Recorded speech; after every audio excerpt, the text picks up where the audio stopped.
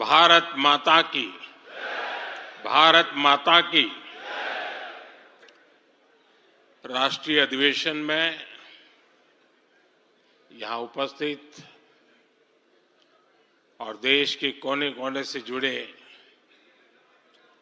प्रत्येक भाजपा कार्यकर्ता का मैं अभिनंदन करता हूं।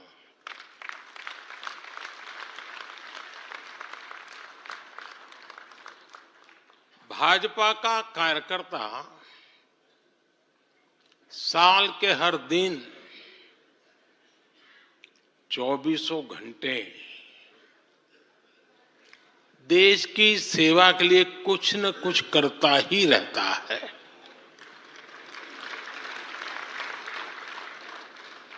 लेकिन अब अगले 100 दिन नई ऊर्जा, नया उमंग, नया उत्साह, नया विश्वास, नए जोश के साथ काम करने का है। आज 18 फरवरी है और इस कालखंड में जो युवा 18 वर्ष के पड़ाव पर पहुंचे हैं वो देश की 18वीं लोकसभा का चुनाव करने वाले हैं।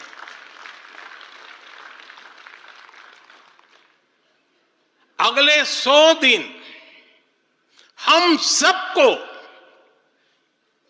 जुट जाना है,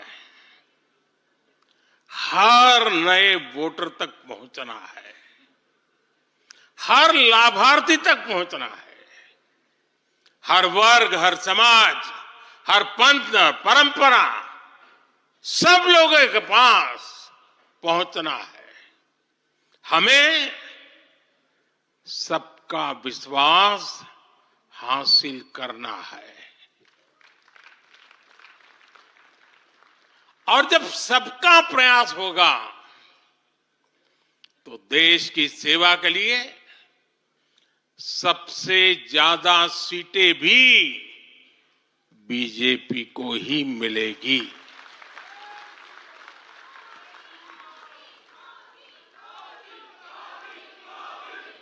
और आज कल मुझे पदाधिकारियों के साथ बैठने का अवसर मिला। कल दोपहर से आप सबके साथ बैठने का अवसर मिला। मैं नड्डा जी को और उनकी पूरी टीम को और आप सबको बधाई देता हूं। जब मैं पदाधिकारियों की बैठक में साल भर के काम का रिपोर्टिंग सुन रहा था, मैं सचमुच में इतना प्रभावित हुआ कि भाजपा के कार्यकर्ता सत्ता में रहने के बावजूद भी समाज के लिए इतना करते हैं, दिन रात दौड़ते हैं, संकटों के बीच भी करते हैं और सिर्फ भारत मां की जय के लिए करते हैं। ये 2 दिन भी जो चर्चा हुआ, विचार विमर्श हुआ है, देश के उज्जवल भविष्य के लिए हमारे संकल्प को दृढ़ करने वाली हर बातें हुई है। मैं इस भव्य आयोजन के लिए, प्रेरक विषयों के लिए आप सबको भी, देश भर के कार्यकर्ताओं को भी नड्डा जी के माध्यम से सबका अभिनंदन करता हूं। साथियों, आज मैं समस्त देशवासियों की तरफ से संत शिरोमणि आचार्य श्री 108 पूज्य विद्यासागर जी महाराज को श्रद्धापूर्वक, आदरपूर्वक नमन करते हुए श्रद्धांजलि देता हूं। उनके संलेखन समाधिस्थ होने की सूचना मिलने के बाद उनके अनुयायी शोक में हैं, हम सभी शोक में हैं। और मेरे लिए तो यह एक व्यक्तिगत क्षति जैसा है। वर्षों तक मुझे व्यक्तिगत रूप से अनेक बार उनसे मिलने का, उनके दर्शन करने का, उनके मार्गदर्शन प्राप्त करने का अवसर मिला है। कुछ ही महीने पहले ऐसा ही मन कर गया था, मेरे प्रवास कार्यक्रम को बदल करके बहुत सुबह सुबह मैं उनके पास पहुंच गया था। तब पता नहीं था कि मैं दोबारा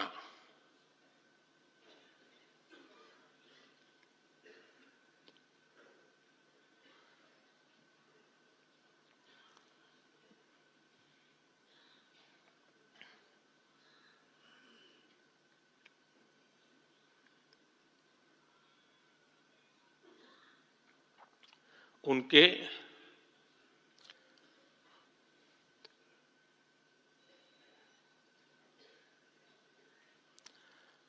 दर्शन नहीं कर पाऊंगा।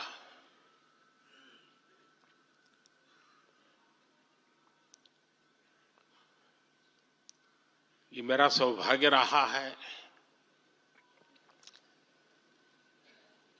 कि पिछले 50 से भी ज्यादा वर्षों से मुझे देश के गणमान्य आध्यात्मिक मूर्तियों के निकट रहने का, उनके आशीर्वाद पाने का अवसर रहा है। और इसलिए मैं उस आध्यात्मिक जगत की उस शक्ति को भलीभांति जानता हूं, समझता हूं, अनुभव करता हूं। आपको सुनकर के आश्चर्य होगा कि वे तो दिगंबर परंपरा से थे। उनका जीवन कैसा होता है हम जानते हैं, लेकिन शायद ही कोई ऐसी महत्वपूर्ण घटना ऐसी नहीं होगी या मेरी तरफ से कुछ महत्वपूर्ण किसी काम में मेरा संबंध आया हो, 24 घंटे के भीतर भीतर उसका एनालिसिस करके मुझे उनका संदेश आता था। यानी कितने जागरूक थे।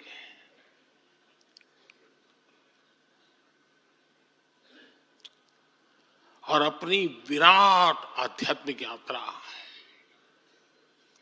और उसके बाद भी वो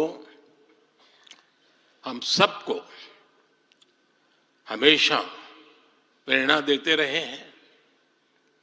जीवन भर उतनी सौम्यता के साथ उनका लोगों को मिलना, उन्होंने हमारे युवाओं को परंपराओं से जोड़ा, गरीबों तक शिक्षा और स्वास्थ्य की सुविधाएं पहुंचाई।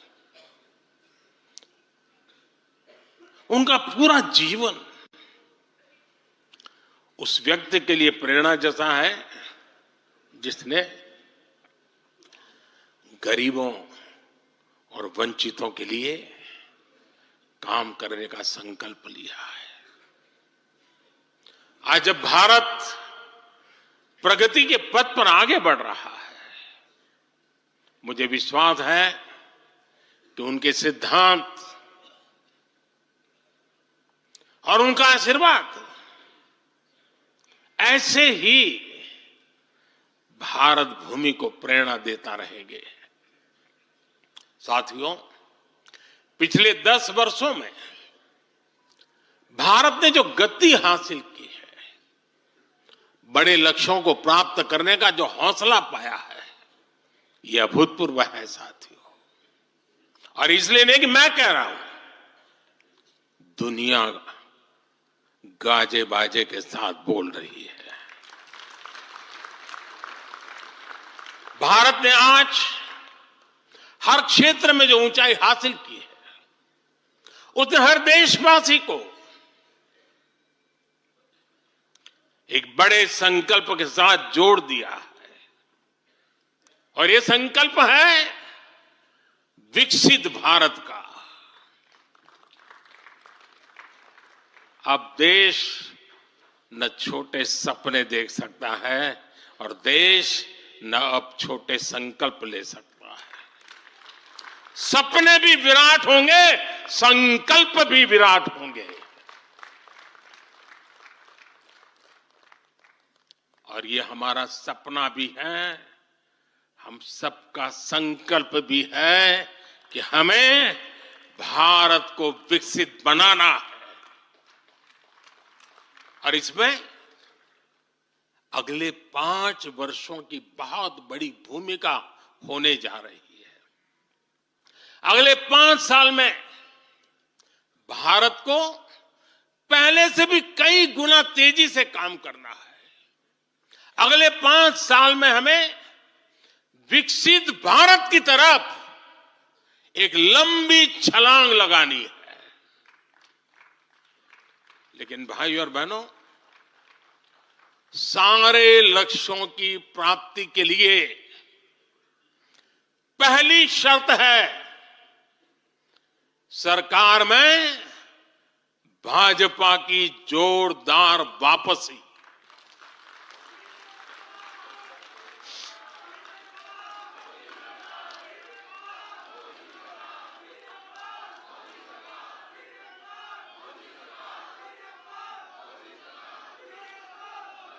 आज विपक्ष के नेता भी एनडीए सरकार 400 पार के नारे लगा रहे हैं।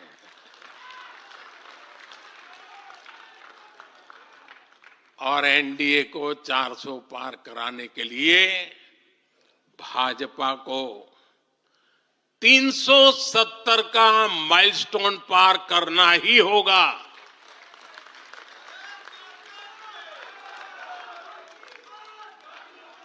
साथियों, कई बार लोग मुझसे कहते हैं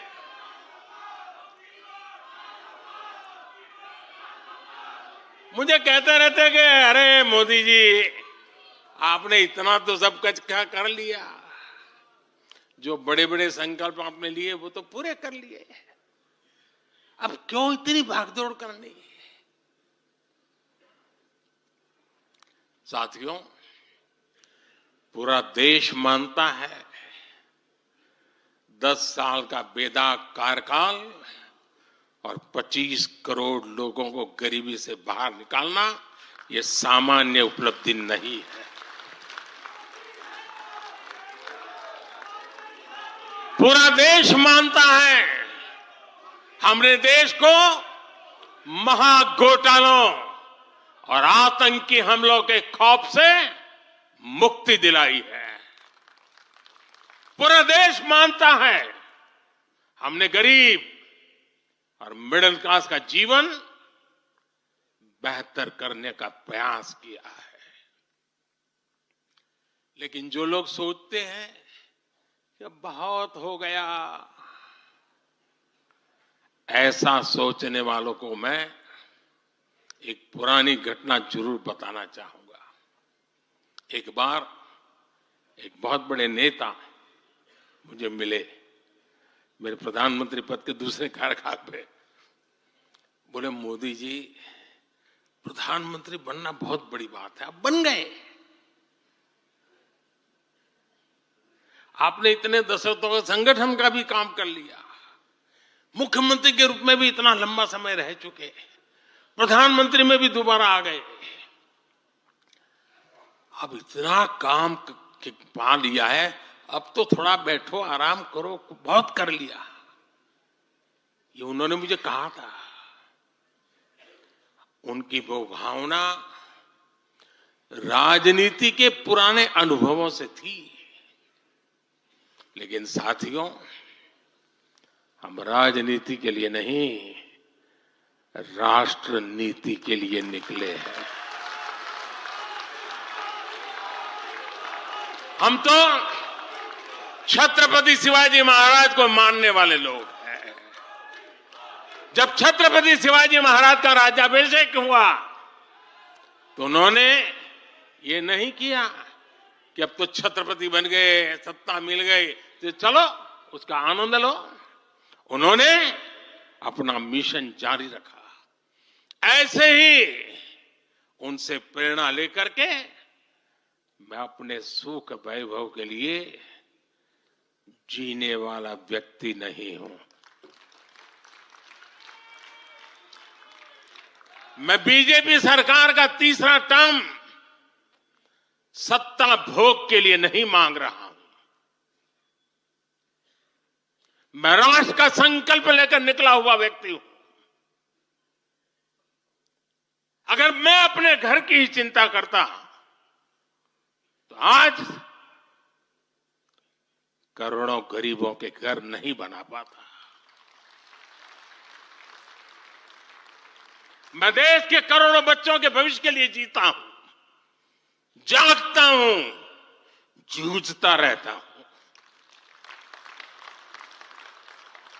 देश के करोड़ों युवाओं, करोड़ों बहनों बेटियों, करोड़ों गरीबों का सपना ही मोदी का संकल्प है।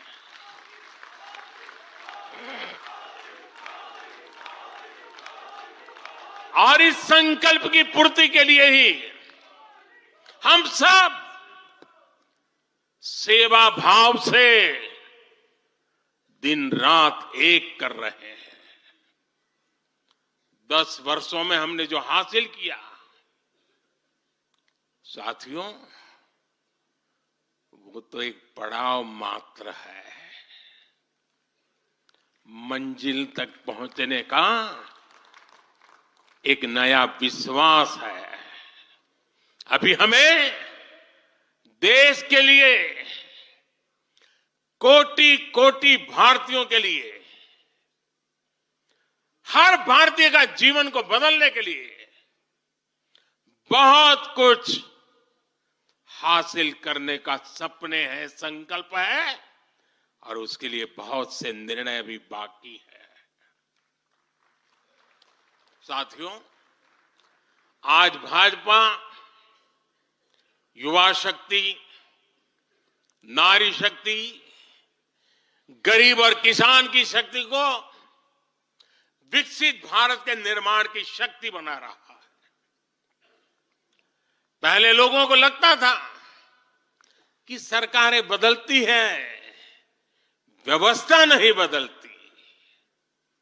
हमने सच्चे अर्थ में सामाजिक न्याय की भावना से हर व्यवस्था को पुरानी सोच, पुरानी अप्रोच से बाहर निकाला।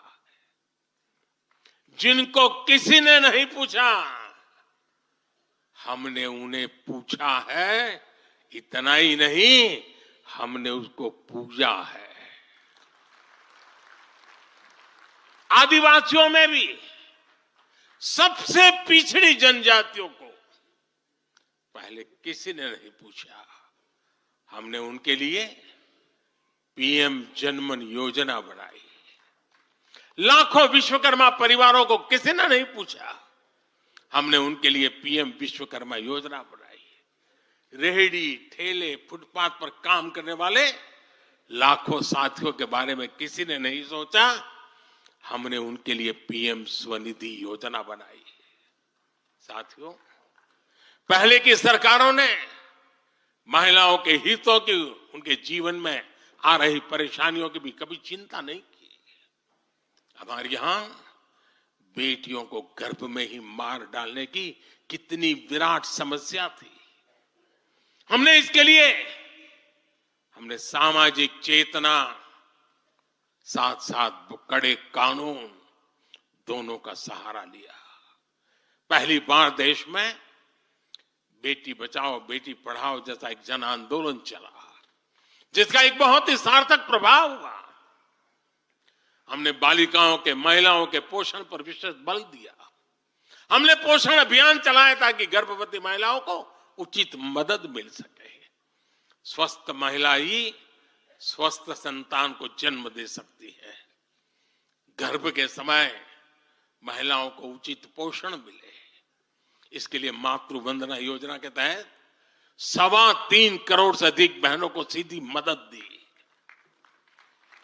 हमने सुरक्षित मातृत्व अभियान के तहत लगभग 5 करोड़ गर्भवती महिलाओं को हेल्थ चेकअप किया। प्रयास यही था कि माता और शिशु दोनों के जीवन पर पहले जो खतरे रहते थे उन्हें कम किया जा सके। 2014 से पहले महिला सुरक्षा को लेकर कितनी चिंताएं होती थी, हर कोई चिंतित रहता था। हमने रेप, बलात्कार ऐसे अपराधों को, संगीन अपराधों में फांसी की सजा सुनिश्चित की। ऐसे मामलों का तेजी से निपटारा हो, इसके लिए भी विशेष व्यवस्थाएं बनाई। साथियों, मैं देश का पहला प्रधानमंत्री हूं जिसने शौचालय जैसे विषय को लाल किले से उठाया। मैं देश का पहला प्रधानमंत्री हूं जिसने महिलाओं के खिलाफ अपशब्दों पर लाल किले से नाराजगी व्यक्त की थी। नारी गरिमा, नारी सम्मान हमारे लिए सर्वोपरि है।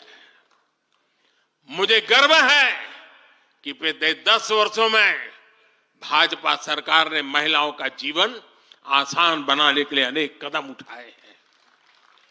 हमने 10 करोड़ उज्ज्वला गैस कनेक्शन दिया। हमने 4 करोड़ घर बनवाए, जिनमें 3 करोड़ से ज्यादा घर महिलाओं के नाम रजिस्टर हुए। हमने महिलाओं के नाम 3 करोड़ से ज्यादा घर रजिस्टर करवाकर उनको घर की मालकिन बनाया। हमने 10 करोड़ परिवारों की बहनों को पहली बार नल से जल दिया।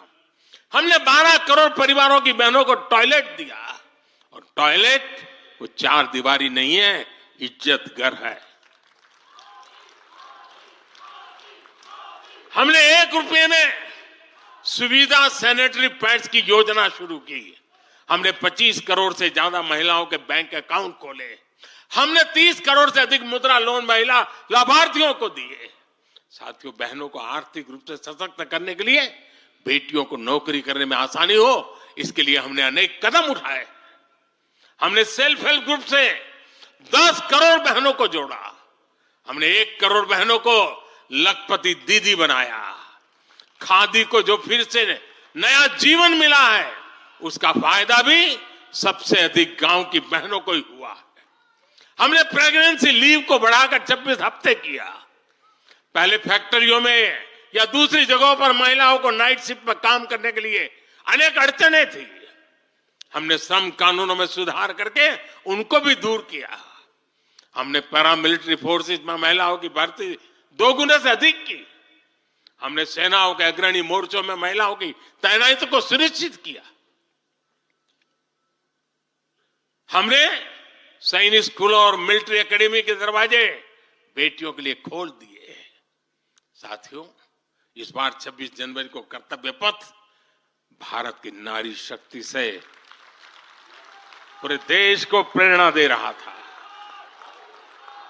साथियों, आने वाले समय में हमारी माताओं, बहनों, बेटियों के लिए अवसर ही अवसर आने वाले हैं।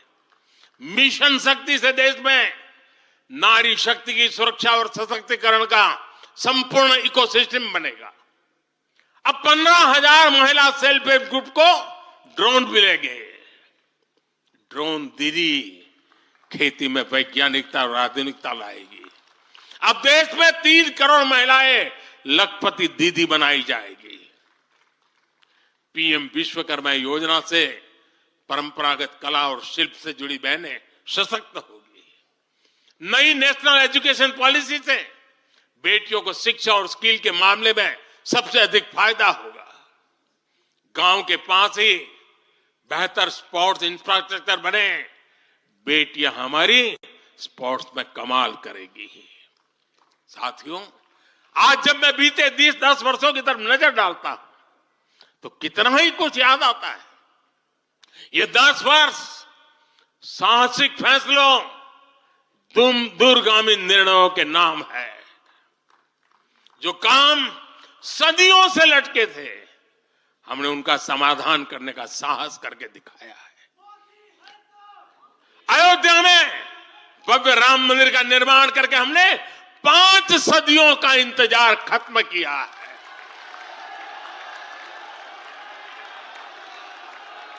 गुजरात के पावागढ़ में 500 साल बाद धर्म ध्वजा फहराई गई है।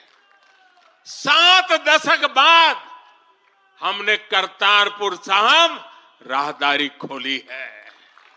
7 दशक के इंतजार बाद देश को आर्टिकल 370 से मुक्ति मिली है। लगभग 6 दशक बाद राजपथ कर्तव्य पथ के नए स्वरूप में सामने आया है। 4 दशक बाद आखिरकार 1 रैंक 1 पेंशन की मांग पूरी हुई है। 3 दशक बाद आखिरकार देश को नई राष्ट्रीय शिक्षा नीति मिली है। 3 दशक बाद आखिरकार लोकसभा और विधानसभा में महिलाओं को आरक्षण मिला है। 3 तलाक की बुराई के लिए विरुद्ध कड़ा कानून बनाने का साहस भी हमने दिखाया है। दशकों से नए संसद भवन की जरूरत महसूस हो रही थी, उसे हमने ही पूरा किया। यह प्रत्येक भाजपा कार्यकर्ता का सौभाग्य है कि वैसी अनेक सिद्धियों का निमित्त बन सके। साथियों, कोई भी देश हो, वो अपना भविष्य तभी संवार सकता है जब वह अपने इतिहास को सहज कर रखता है। बीते वर्षों में भारत ने अपने इतिहास को सहेजा भी है, संवारा भी है। हमने नेशनल वॉर मेमोरियल का निर्माण किया, हमने राष्ट्रीय पुलिस स्मारक बनाई, हमने अंडमान में नेताजी सुभाष और परमवीर चक्र विजेताओं के नाम पर द्वीपों का नामकरण किया। हमने दांडी में नमक सत्याग्रह का आधुनिक स्मारक का निर्माण किया। हमने बाबा साहब आंबेडकर से जुड़े पंच तीर्थ को विकसित किया। हमने रांची में भगवान बिरसा मुंडा की स्मृति में म्यूजियम बनाया। सरदार पटेल को समर्पित स्टैच्यू ऑफ यूनिटी हमारे कार्यकाल में बनी। 31 अक्टूबर को राष्ट्रीय एकता दिवस हमारी सरकार ने घोषित किया। 15 नवंबर को जनजातीय गौरव दिवस के रूप में घोषित करने का अवसर हमें मिला। 14 अगस्त को विभाजन विभीषिका दिवस के रूप में याद करने का निर्णय हमारी सरकार ने लिया। 26 दिसंबर को हमने साहिबजादों की स्मृति में वीर बाल दिवस घोषित किया। 26 नवंबर को संविधान दिवस घोषित करने का फैसला भी हमारी सरकार ने किया और 21 जून को संयुक्त राष्ट्र ने इंटरनेशनल योगा डे भी हमारी ही सरकार के प्रयासों से घोषित किया। साथियों, विपक्ष के हमारे दल भले ही योजनाओं को पूरा करना न जानते हो, लेकिन झूठे वादे करने में इनका कोई जवाब नहीं रहा है। बावजूद इसके आज एक वायदा करने से ये सारे राजनीतिक दल घबराते हैं। एक भी राजनीतिक दल के मुंह से नहीं सुना होगा आपने, जो वायदा हम कर रहे हैं ना, इसका जिक्र तक करने का उनमें सामर्थ्य नहीं है।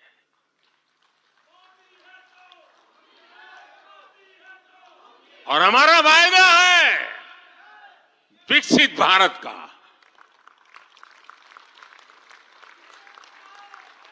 इन लोगों ने स्वीकार कर लिया है कि ये लोग भारत को विकसित नहीं बना सकते।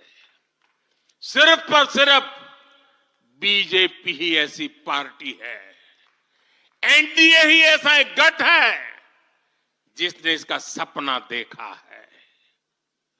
हम मिशन मोड पर भारत को 2047 तक देश जब आजादी के 100 साल मनाएगा, हम भारत को विकसित देश बनाने के लिए काम कर रहे हैं।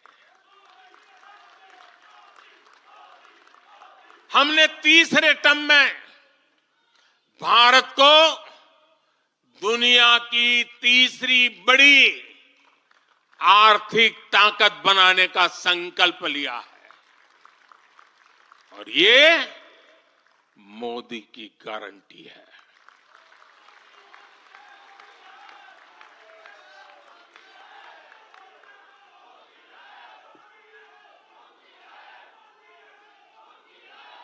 और जब मैं भारत को तीसरी आर्थिक ताकत बनाने की बात करता हूं तो उसका मतलब भी बहुत गहरा है। इसका मतलब है भारत के आर्थिक, सामरिक और सांस्कृतिक सामर्थ्य का कई गुना विस्तार, चहुं दिशा में विस्तार। साथियों, हम इसके लिए कितनी तेजी से काम कर रहे हैं, इसका हिसाब लगाना भी जरूरी है। भारत को, यह आंकड़ा याद रखिए, भारत को $1 ट्रिलियन की अर्थव्यवस्था बनने में लगभग 60 साल लगे थे। 60 साल। 2014 में जब देश ने हमें अवसर दिया तो 2 ट्रिलियन मार्क भी बहुत बड़ा लग रहा था, लेकिन 10 वर्षों में हमने अपनी अर्थव्यवस्था में $2 ट्रिलियन और जोड़ दिया। एक के लिए 60 साल, 10 साल में 2 और जोड़ दिया। जब भारत दुनिया की 11वें नंबर की अर्थव्यवस्था था और 11 से 10 पर आने में दम उखड़ गया उनका, हम 11 से 5 पर ले आए। अर्थव्यवस्था जब 11 नंबर पर थी तब इंफ्रास्ट्रक्चर का बजट सिर्फ 2 लाख करोड़ रुपए भी नहीं बन पाता था। आज भारत 5वें नंबर की अर्थव्यवस्था है तो भारत का इंफ्रा बजट 11 लाख करोड़ को पार कर चुका है। इसी वजह से आज गरीबों को 1 करोड़ों घर बन रहे हैं। आज गरीबों के घर तक पानी पहुंच रहा है। आज देश में रिकॉर्ड मेडिकल कॉलेज, अस्पताल, यूनिवर्सिटीज बन रहे हैं। गांव तक की सड़कें बन रही हैं। जब भारत दुनिया की टॉप 3 अर्थव्यवस्थाओं में आएगा तो आप कल्पना कर सकते हैं कि विकास कार्यों के लिए हमारे पास कितनी ज्यादा पूंजी होगी। इसलिए भारत के टॉप 3 इकोनॉमी में आने का मतलब है भारत के हर परिवार का जीवन स्तर सुधरेगा।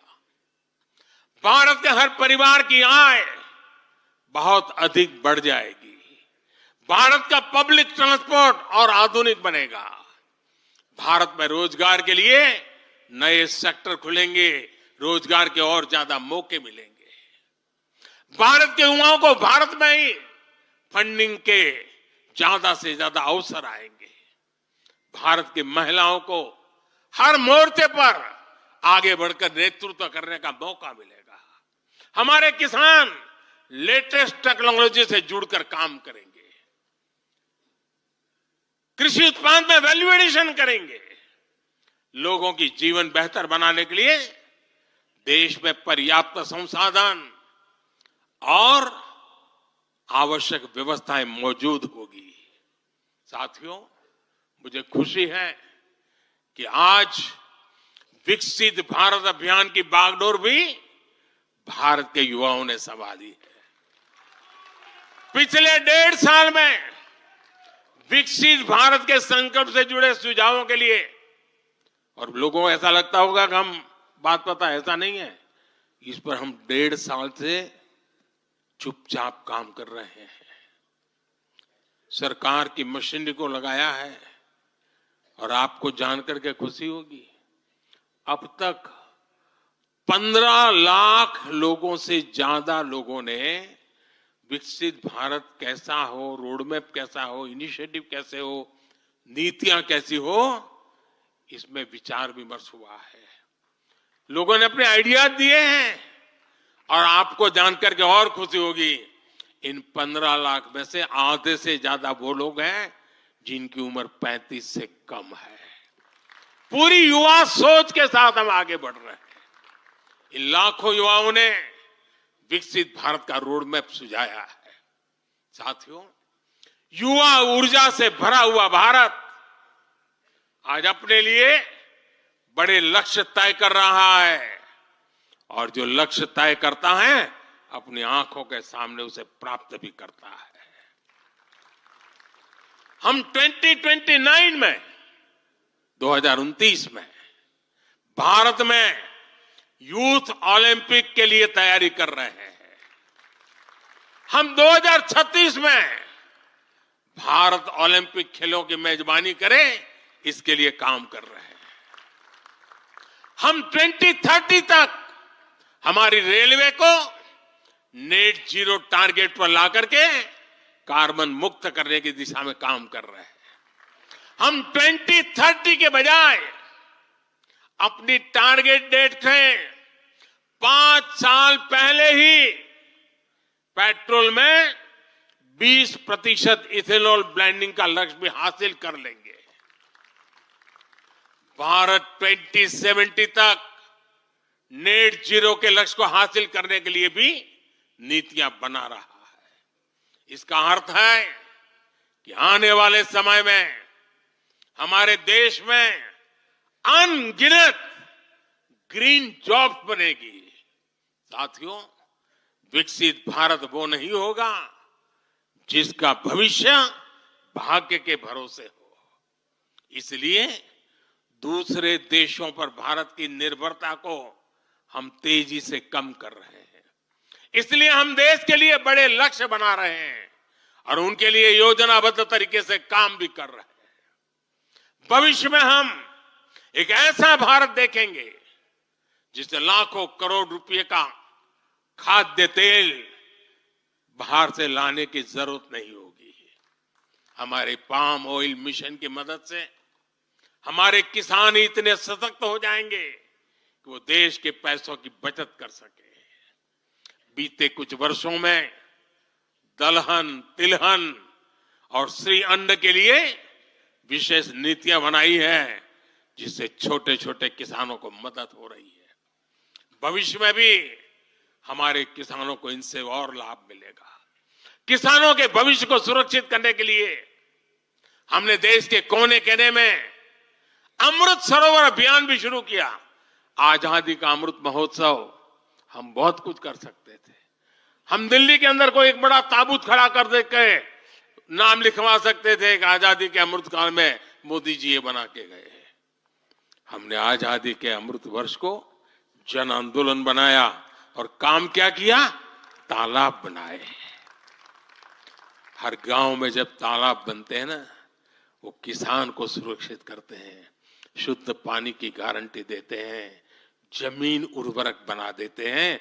लंबे भविष्य को सोच करके ऐसे काम हम करते हैं। और इस अभियान के तहत देश में अब तक 60,000 से ज्यादा नए सरोवर बनाए जा चुके हैं।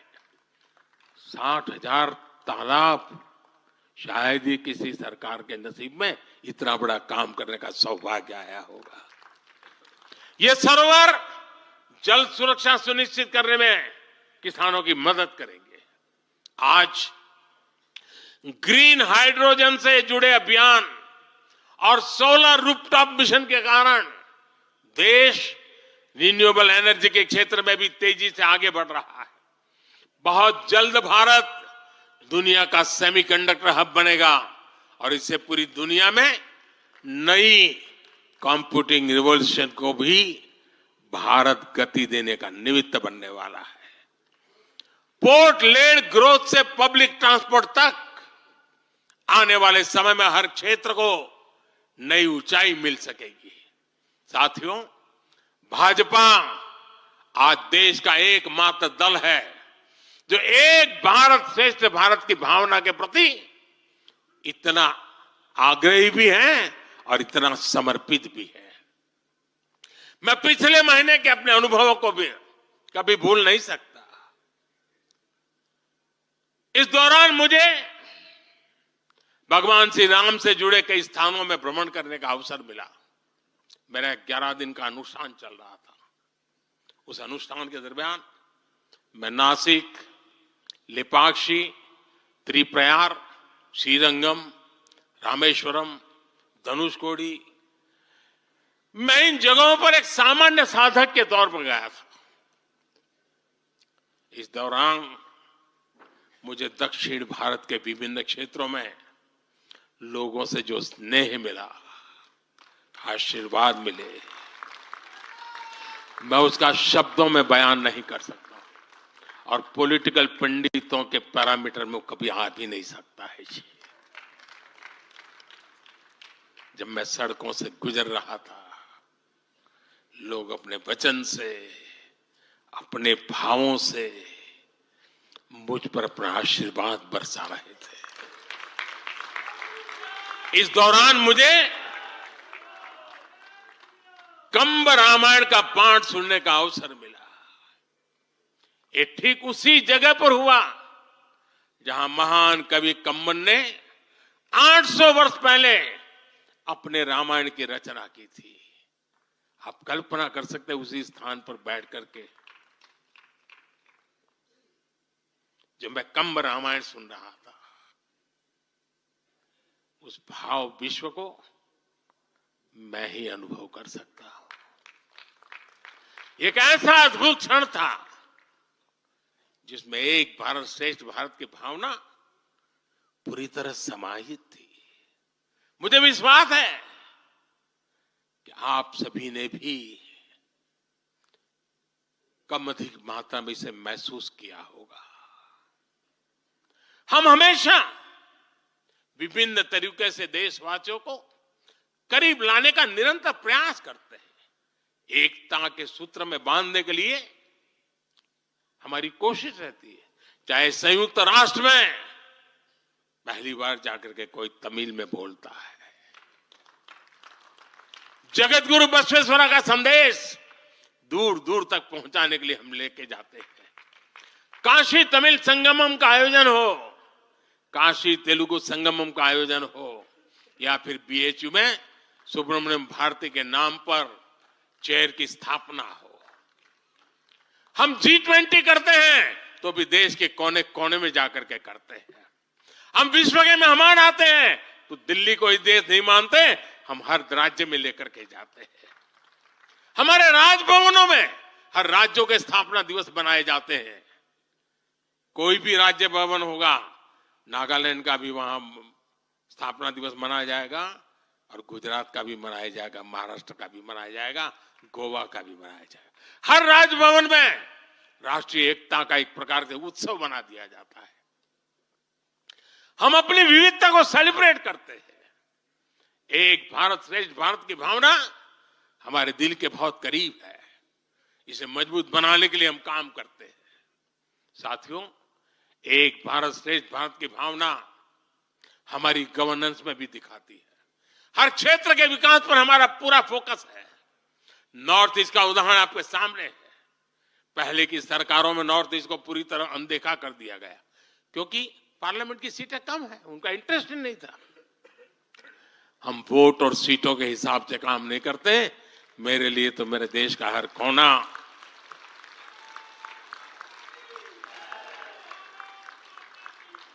समृद्ध हो, विकसित हो, ये हमारा भाव है। आज चाहे सियाचिन हो या फिर देश के आकांक्षी जिले हो, कोई हमसे दूर नहीं है।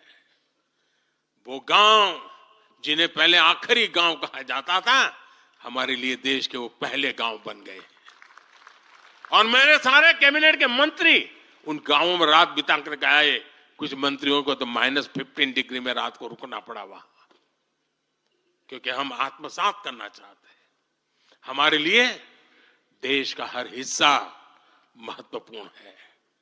हर हिस्से पर हमारा फोकस है। साथियों, जो भी राजनीति में दिलचस्पी रखता है और जिसके लिए लोकतांत्रिक मूल्य प्रमुख रहते हैं, वो भी अगर न्यूट्रल है तो पब्लिकली हमारी प्रशंसा करते हैं, न्यूट्रल नहीं है तो खानगी में तो कर ही देते हैं। इसकी एक बड़ी वजह है, हमने समय के साथ खुद को सकारात्मकता के साथ बदलने का प्रयास किया है। हमने अपनी राजनीतिक व्यवस्था को नए और आधुनिक विचारों के लिए खुला रखा है। आजादी के बाद वर्षों तक जिन्होंने हमारे देश पर शासन किया, उन्होंने एक व्यवस्था बना दी थी। उस व्यवस्था में कुछ बड़े परिवारों के लोगों को ही सत्ता के केंद्र में रहे, उनके आसपास रहने वाले लोगों को ही राजनीतिक ताकत मिलती रही। अहम पदों पर परिवार के करीबियों को ही आगे बढ़ाया गया। हमने इस व्यवस्था को भी बदल दिया। हमने नए लोगों को मौका दिया कि वो हमारी व्यवस्था का हिस्सा बने और परिणाम ला करके दिखाएं।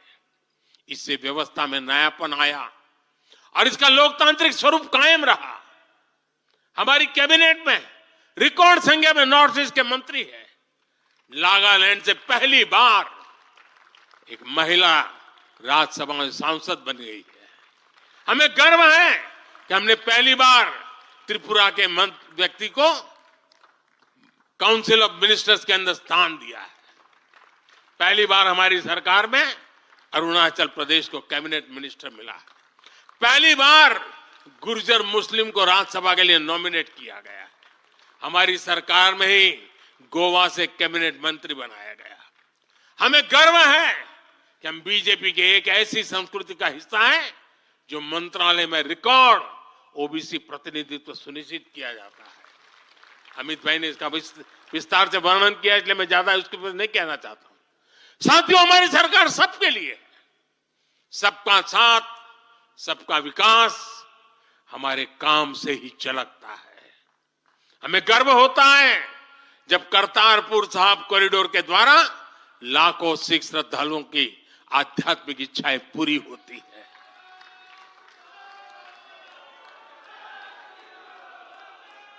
अब कल्पना कीजिए, 70 साल तक भारत की सीमा में रह करके हमारे सिख पंथ के अनुयायी दूरबीन से पाकिस्तान के अंदर करतारपुर साहिब के दर्शन करते थे। हमने रास्ते खोल दिए दोस्तों। अब वो स्थिति बदल गई है। हमने लंगर की वस्तुओं से जीएसटी भी हटा दिया। हमने स्वर्ण मंदिर के लिए एफसीआर रजिस्ट्रेशन सुनिश्चित किया, जिससे विदेशियों को सेवा करने का अवसर मिला है। पहली बार वीर बाल दिवस मनाकर हमने सत्य और न्याय के लिए बलिदान देने वाले साहसजादों को, शौर्य को सम्मान दिया। आज केरल का बच्चा भी जानता है कि साहबजादे का बलिदान कैसा था। नागालैंड का बच्चा भी जानता है कि साहबजादों ने कितना बड़ा बलिदान दिया था। साथियों, अफगानिस्तान से भी गुरु ग्रंथ साहब के स्वरूपों को पूरे सम्मान के साथ भारत लाए। इसके साथ ही हमारी सरकार ने हज की प्रक्रिया में सुधार करके यात्रा को सुविधाजनक बनाया। आज बिना महरम के हज करना भी संभव हुआ है। इससे महिलाओं के लिए भी हज करना आसान हुआ और हजारों महिलाएं गई। साथियों, 2014 में जब मैंने शपथ ली तो हमारे कई आलोचक कहते थे, मोदी जी एक राज्य के बारे उनका क्या अनुभव है, इतना बड़ा देश, इतनी बड़ी दुनिया, ये मोदी क्या करेगा, कैसे करेगा। ठीक है, गुजरात चलाया होगा, लेकिन वो सब सोचने देख लें, विदेश नीति को लेकर बड़ी बड़ी बातें कही जाती थी। अभी मैं कुछ दिन पहले ही यूएई और कतर से जाकर के आया हूं। तमाम देशों से हमारे रिश्ते कैसे मजबूत हैं, ये आज दुनिया देख रही है। आज पश्चिमी एशिया के देशों से हमारे संबंध अब तक की सबसे मजबूत स्थिति में है। 2015 में जब मैं यूएई गया था पहली बार, आप हैरान हो जाएंगे, मेरे पहले 34 साल तक देश का प्रधानमंत्री वहां नहीं गया था। सोचिए किस तरह हमने उस पूरे क्षेत्र को छोड़ रखा था। कांग्रेस की सरकारें पूरे वेस्ट एशिया को सिर्फ पाकिस्तान के संदर्भ में देखा करती थी। उन्हें भारतीयों की शक्ति और उनके विश्वास पर भरोसा ही नहीं था। लेकिन आज भारत इस क्षेत्र से संबंधों का नया अध्याय लिख रहा है। पहले लोग सोचते थे कि बस तेल का इंपोर्ट कर लेते हैं और यहां से कुछ लेबर बेच देते हैं ताकि उनको रोजी रोटी मिल जाए, लेकिन अब ऐसा नहीं है।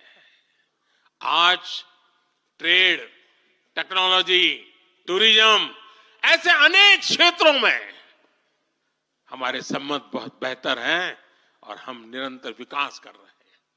यहां तक कि अरब के 5 देशों ने मुझे अपना सर्वोच्च सम्मान तक दिया है। यह सम्मान मोदी का नहीं है, 140 करोड़ भारतीयों के सामर्थ्य का सम्मान है। और भाइयों बहनों, विदेश नीति के जो भी जानकार हैं, वो विदेश से मिले हर संकेत भी पकड़ ले रहे होंगे।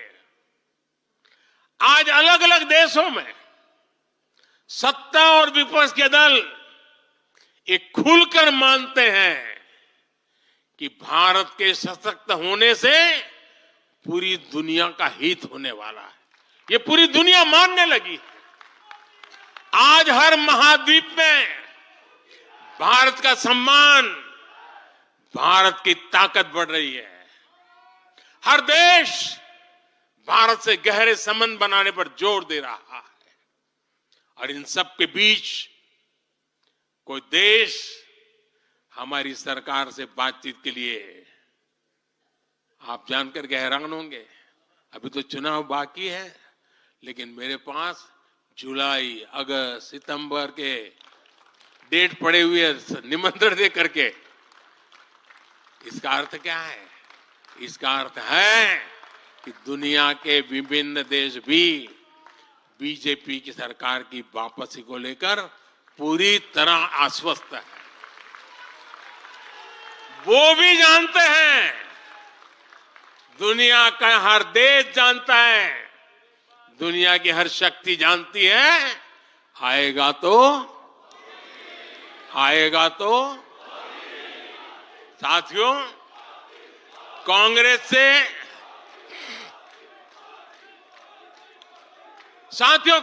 से देश को बचाना, देश के हर नागरिक को बचाना, हमारे बच्चों का, हमारे युवाओं का भविष्य बचाना बीजेपी के प्रत्येक कार्यकर्ता का दायित्व है। कांग्रेस का ट्रैक रिकॉर्ड हम सभी के सामने है। कांग्रेस अस्थिरता की जननी है। कांग्रेस परिवारवाद की जननी है। कांग्रेस भ्रष्टाचार की जननी है और कांग्रेस तुष्टीकरण की भी जननी है। 70 के दशक में जब देश में कांग्रेस के विरुद्ध गुस्सा बढ़ना शुरू हुआ तो खुद को बचाने के लिए उसने अस्थिरता का सहारा लिया। हर नेता की सरकार कांग्रेस ने अस्थिर की। आज यहां प्रस्ताव के समय इसकी चर्चा आई है तो मैं ज्यादा उसके लिए कहता नहीं हूं। आज भी ये लोग अस्थिरता पैदा करने के लिए नई नई साजिशें कर रहे हैं। इन लोगों ने मिलकर जो गठबंधन बनाया है उसकी भी यही पहचान है। कांग्रेस के पास विकास का एजेंडा नहीं है, फ्यूचर का रोड मैप नहीं है। ये देश को कभी भाषा के आधार पर तो कभी क्षेत्र के आधार पर बांटने में जुटे हुए हैं। साथियों, कांग्रेस का एक सबसे बड़ा पाप ये रहा है कि वो देश की सेनाओं का मनोबल तोड़ने से भी पीछे नहीं रहे। भारत की राष्ट्रीय सुरक्षा और सामरिक शक्ति को नुकसान पहुंचाने में कांग्रेस ने कोई कसर नहीं छोड़ी है। जब भी देश के रक्षा क्षेत्र में कोई बड़ा काम हुआ, जब हमारी सेनाओं ने कोई उपलब्धि हासिल की, कांग्रेस ने हर बार उन पर सवाल उठाए। आप सिर्फ सोचिए कि 5 साल पहले इन लोगों ने क्या कहा था। इन लोगों ने हर कोशिश की कि हमारी वायुसेना को राफेल जैसे एडवांस एयरक्राफ्ट न मिल पाए। इन्होंने अप्रचार किया कि हिंदुस्तान एरोनॉटिकल लिमिटेड को, HAL को खत्म किया जा रहा है। ये लोग तो HAL के बाहर फोटो तक खींचवाने के लिए चले गए थे। लेकिन देखिए HAL आज कैसे धूमधाम से आगे बढ़ रहा है। आज देखिए कितने सारे ऑर्डर आज उनके यहां बुक किए गए हैं। आज जरा देखिए HAL का मार्केट वैल्यू कितना बढ़ गया है। ये वही लोग हैं जिन्होंने हमारी सेनाओं के सर्जिकल स्ट्राइक करने पर उनके पराक्रम पर सवाल खड़ा कर दिया। जब एयर स्ट्राइक हुई तो उसकी सफलता के प्रमाण मांगे जाने लगे। कांग्रेस भारतीय सेनाओं के अपमान का कोई मौका नहीं छोड़ती। साथियों, कांग्रेस कितनी कंफ्यूज है इसका उदाहरण मैं आपको देना चाहता हूं। कांग्रेस में लड़ाई चल रही है और बड़ी तगड़ी लड़ाई चल रही है, लेकिन मजा यह है कि सिद्धांतों की नहीं चल रही है, योजनाओं को समझ में नहीं चल रही है। लड़ाई क्या चल रही है आपको जानकर के आश्चर्य होगा। क्या लड़ाई है? कांग्रेस में एक वर्ग है जो कहता है कि मोदी से तीखी नफरत करो, मोदी पर व्यक्तिगत आरोप लगाओ, मोदी की छवि खराब करने के लिए हर हथकंडे अपनाओ। एक वर्ग है। कांग्रेस के अंदर एक दूसरा वर्ग भी है जो कांग्रेस की मूल परंपराओं से निकला हुआ है, जो कहता है कि मोदी पर व्यक्तिगत आरोप, नफरत से कांग्रेस को बाहर निकालो, इससे कांग्रेस को और ज्यादा नुकसान होता है। यानी कांग्रेस हमसे सैद्धांतिक मुद्दों पर लड़ाई नहीं लड़ रही है। कांग्रेस इतनी हताश है कि उसमें सैद्धांतिक विरोध, वैचारिक विरोध का साहस भी नहीं बचा। इसलिए गाली गलौज और मोदी पर झूठे आरोप ही उनका एकमात्र एजेंडा बन गया है। साथियों, लाल किले से मैंने कहा था यही समय है, यही समय है, यही समय है। भारत के इतिहास में आज वो समय आ गया है जब हमें अपने देश का भाग्य बदल देना है। और साथियों, मैंने देशवासियों को लाल किले से कहा था और आपको तो कई बार कह चुका हूं। मैंने देशवासियों को कहा था कि अगर आप 10 घंटे काम करेंगे तो मोदी 11 घंटे काम करेगा। अगर आप 12 घंटे काम करेंगे तो मैं 13 घंटे काम करूंगा। अगर आप 14 घंटा काम करेंगे तो मैं 15 घंटे काम करूंगा। मेरे साथियों, देश भर के मेरे कार्यकर्ताओं, देश भर के मेरे देश को उज्जवल भविष्य के लिए आशा लगाकर बैठे हुए लोगों से मैं कहना चाहूंगा, आने वाले 100 दिनों तक बीजेपी के हर कार्यकर्ता को अपने लिए नए लक्ष्य बनाने होंगे, उन्हें प्राप्त करना होगा। बीते वर्षों में भाजपा सरकार की योजनाओं का लाभ करोड़ों लाभार्थियों को मिला है। हमें हर लाभार्थी तक पहुंचना है।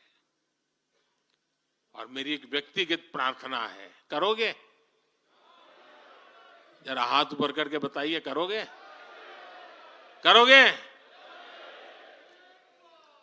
हर लाभार्थी के पास जाइए, उनको कहना कि प्रधान सेवक नरेंद्र मोदी ने उन्हें प्रणाम कहा है।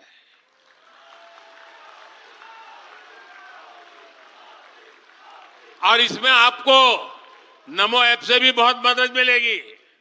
आप नमो ऐप के जरिए मेरा प्रणाम और मेरी चिट्ठी उन लाभार्थियों तक जरूर पहुंचाएंगे। किसी भी बूथ में एक भी फर्स्ट टाइम वोटर ऐसा ना हो जिस तक बीजेपी का कार्यकर्ता पहुंचा ना हो। आपको उन्हें पिछले 10 वर्षों के काम और आने वाले 5 वर्षों के प्लान, इसके विषय में जरूर बताना है। मैं आपको उन्हें नमो ऐप पर विकसित भारत का ब्रांड एम्बेसडर बनाने के लिए हमें उसको जोड़ना है। वो हमारा एम्बेसडर है। मतदान के दिन इन सभी मतदाताओं को बूथ पर लाकर हमें कमल निशान पर मतदान करवाना है और जहां एनडीए के साथी हो उनके निशान पर मतदान करवाना है। साथियों, हमें याद रखना है, हमें सिर्फ सरकार बनाने के लिए लोगों को नहीं जोड़ना, बल्कि देश बनाने के लिए भी तो लोगों को जोड़ना है। जो किसी भी कारण से अभी भी भाजपा से दूर है, उन तक हमें पहुंचना है। सबका साथ, सबका विकास ही हमारा मंत्र है।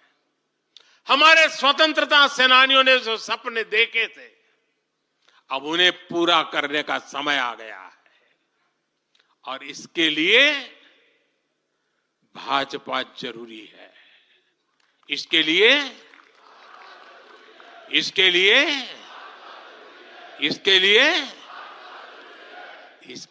भाजपा सरकार जरूरी है।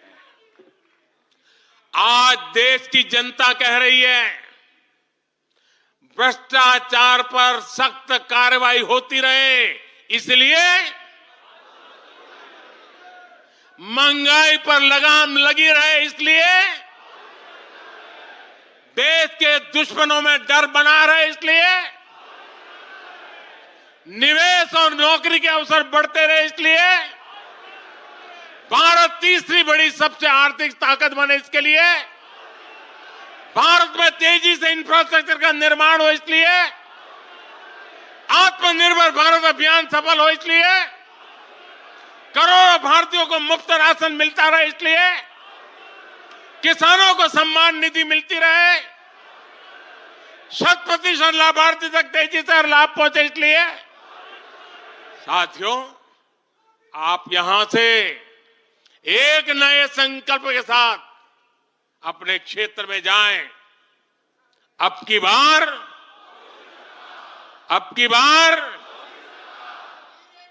400 पार, अब की बार इस मिशन पर हमें जुट जाना है।